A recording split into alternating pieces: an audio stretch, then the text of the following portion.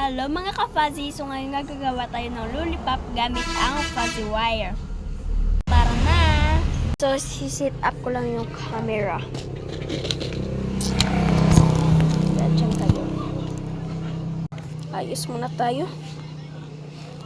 Pare. Napawin pa ako.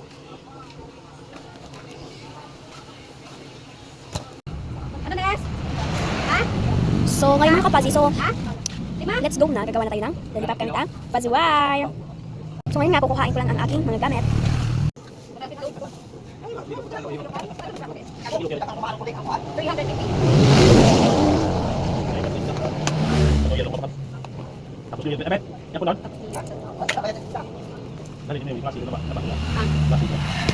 So ito na, so mayroon ako floral wire. 50 pesos.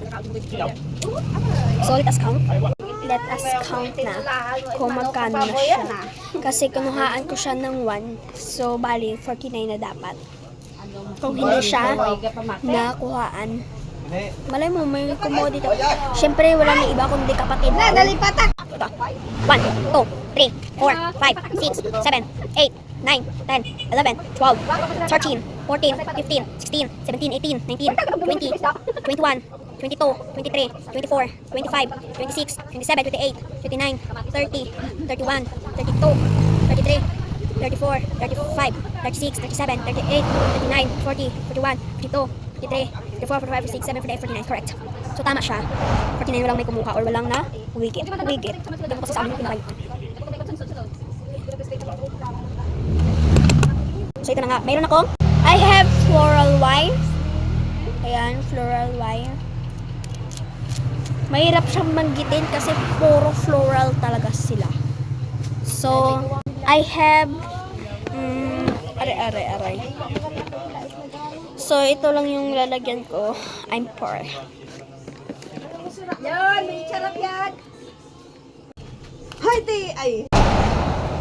So, hindi gumugumon. Stamen, and then ito pang sabit-sabit sa bag. Yung stamen.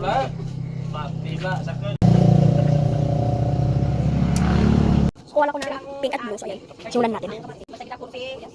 Twist. Yan, twist.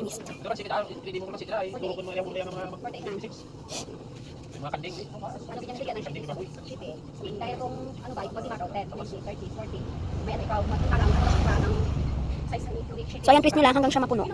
Puno ko na siyang na-twist. So, ipasircle natin siya. Kabilog siya. Tuhot nyo siya dito kahit saan.